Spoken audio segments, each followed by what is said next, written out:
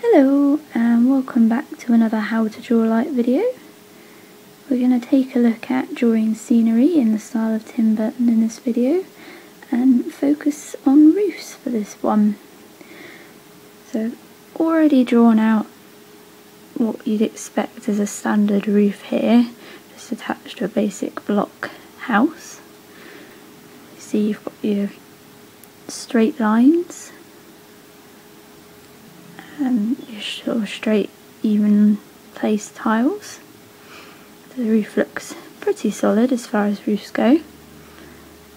And what seems to be a very common occurrence within a lot of Tim Burton's films is quite weathered, dilapidated looking roofs, where the roof's arching and bowing and to some extremes looks like it's hanging off.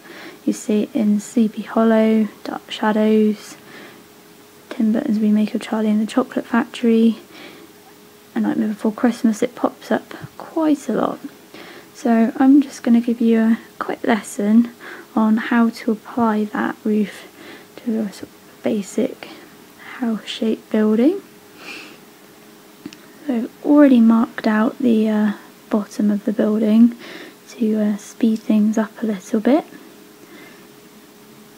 So normally you just standardly put this straight line across the roof here in, but we're not going to actually do that. We'll start off over here. So what we're going to do is actually curve this line.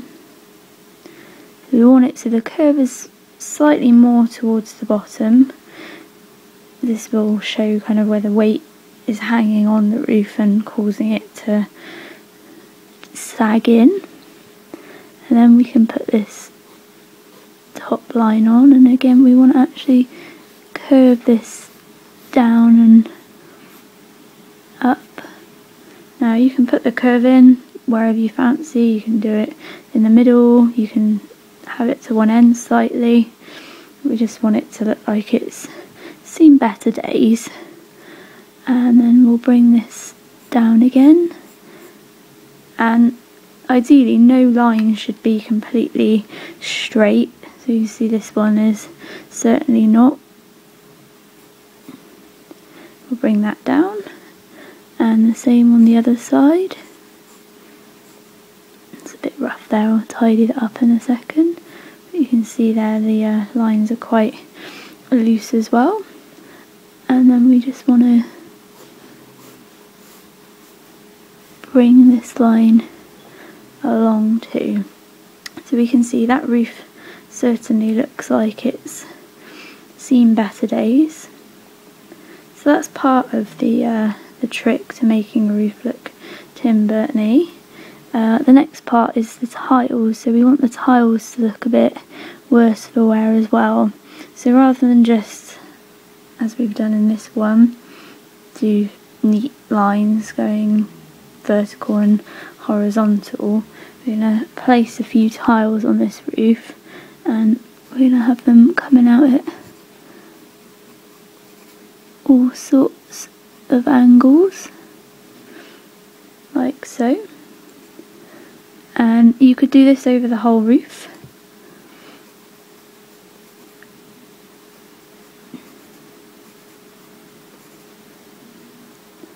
Or you could just pop some patches in. So you could put another one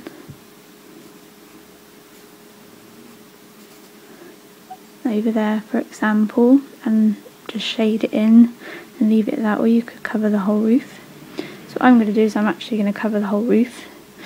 So I will do that quickly and come back. I finished putting all the tiles in now, and as you can see they're in a very random placing.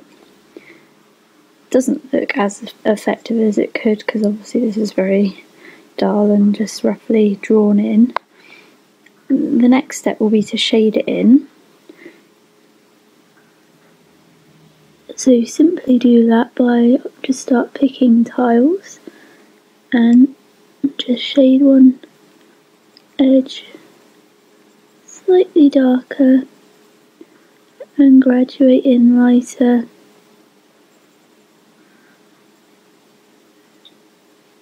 towards the other side. Just follow this pattern for however many tiles you've done. So I will finish shading it in quickly, and then I'll come back and you can just make a little assessment at the very end. Shaded it all in now, and as you can see we've got this nice bumpy textured look with our dipping curvy bits. So we'll just add the final touches and we'll pop a little crooked chimney pot on.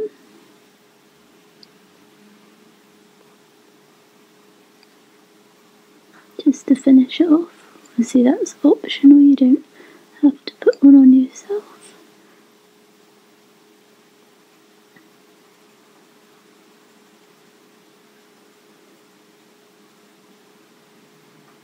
I think it will just finish this demonstration off. A bit of smoke coming out just to demonstrate what it's supposed to be. And there we have it. So that gives you a rough idea how to do a Tim Burton style roof. Obviously that's very roughly done, it's just to show you what you can do. You've also got the option of sloping the roof a lot more if you want to. In Charlie and the Chocolate Factory, in their house, the roof is pretty much hanging off and it's almost touching the floor where it's sloping so badly. You could put holes in it as well if you wanted to. So obviously it's easier to do before you put tiles on, but let's say we wanted to put a hole in here, we just shade out a bit of a dark patch around some of the tiles.